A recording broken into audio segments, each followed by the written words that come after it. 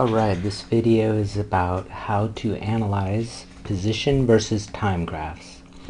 So let's imagine that you have a car, or that you're watching a car kind of driving down the street, okay, just outside your house or something. And you take, let's say you have like a measuring device and a stopwatch. And what you're going to do is you're going to see how far does a car travel for each second of time. And depending on if it's going forward, if it's going backwards, whatever, you just want to take some data and figure out, okay, what position or what distance is the car traveling over any given period of time. So for example, let's say you do this, you set up a little data table, time versus distance in meters, okay? And let's say you go, okay, 0 after 0 seconds, the car has traveled, let's say it's our starting point, 0 meters. After 1 second, let's say it's traveled 15 meters. After 2 seconds, let's say it's traveled 30, 3 seconds, 30, 4 seconds, 20, and 5 seconds, 0.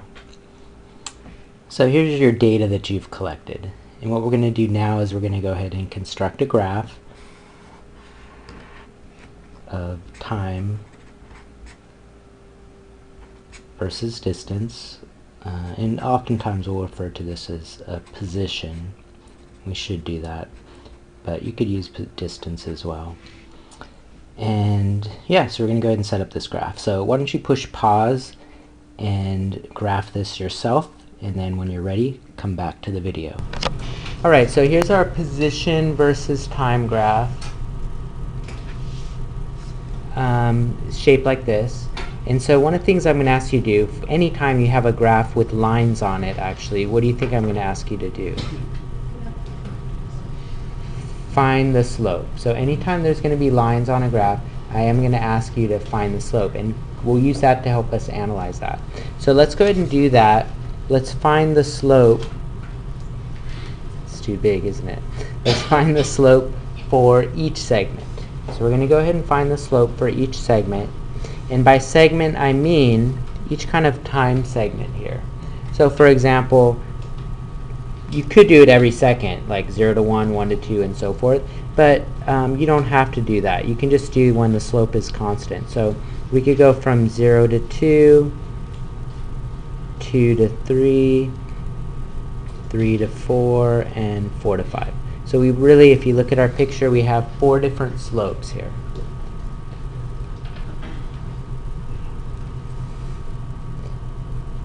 Alright, and how do we find a slope? Rise over run. Okay, so the generic thing, we say rise over run, right? Or delta y over delta x. That's our slope. So let's go ahead and do it for this one. We have delta y over delta x. So our delta y here is 30. So we're going to go ahead and go 30 meters minus 30 meters minus 0 divided by 2 minus 0 seconds, and we get 15, right? And what are the units here? Meters per second. So what can we learn about a position versus time graph? The slope tells us what? The velocity. Yeah, so our slope here is going to be equal to our velocity. Alright, so 15 meters per second. And really you can see that from the graph. Every second we're speeding up by 15, or not speeding up, every second we're traveling 15 meters. So 1 second we're at 15 meters, 2 seconds we're at 30 meters. Alright? Okay, what about 2 to 3?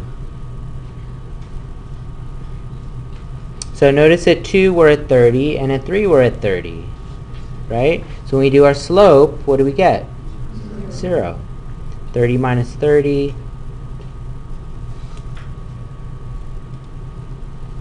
3 minus 2, gives us 0, right? 0 meters per second. So what's happening there?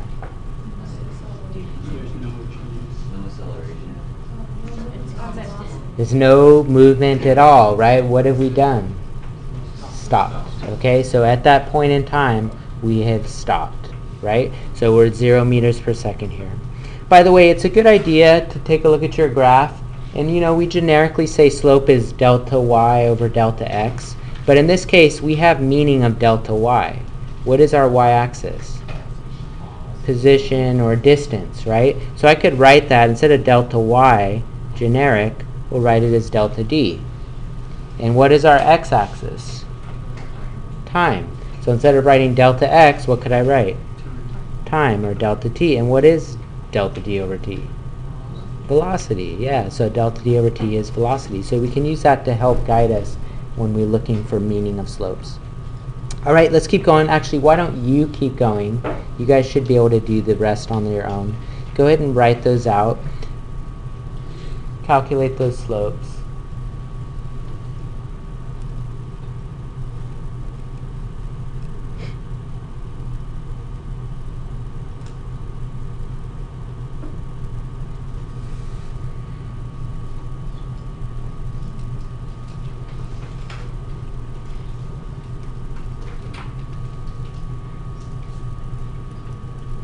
Remember, you always do final minus initial when you do your subtracting, when you do your deltas.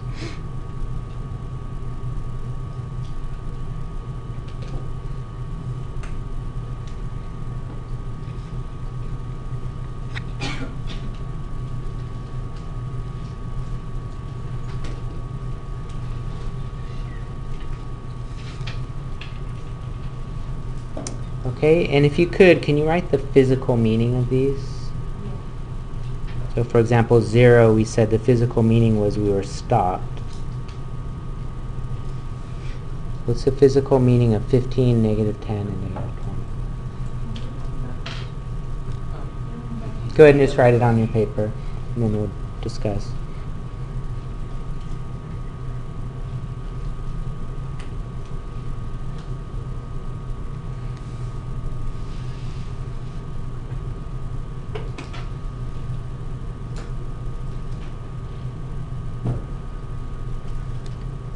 So what's the physical meaning of the 15? We're moving forward. Then we stop. Then what do we do? Now we're going backward. Good. So in this case, we're going backward. Forward here. We're now moving backward. What about negative 20? We're also backward. Now what's the difference between the 20 and the 10 and the 20? Faster, right? So we're both going backward in both, but this one is faster.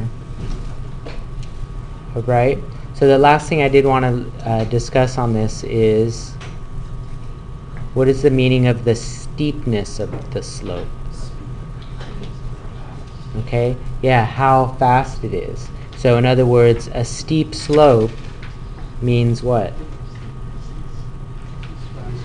Steep slope means, well, fast, okay, or faster. The steeper the slope is, the faster it is. In fact, if you have a slope that's horizontal, how fast are you going?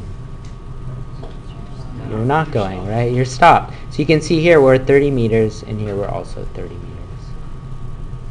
Okay? Alright, so here's my low budget video for this problem. I found this old car for my son's toy box. So anyways, let's just look at what's happening. We have our car, right? It's at 0 meters, and in fact the car looks like it's already moving at 15 meters per second, and it's going to do that for 2 seconds. So we have our car traveling here 15 meters per second. This would be 1 second.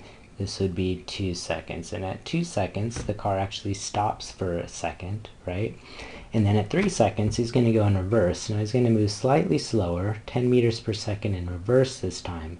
And then at 20 meters, he's going to speed up to negative 20 meters per second. And in fact, at 5 seconds, he would be back where he started at the 0 point. And then we don't know what happens at 5. He didn't necessarily stop there. He could have just kept moving. And according to the problem, you would probably just assume that. Okay?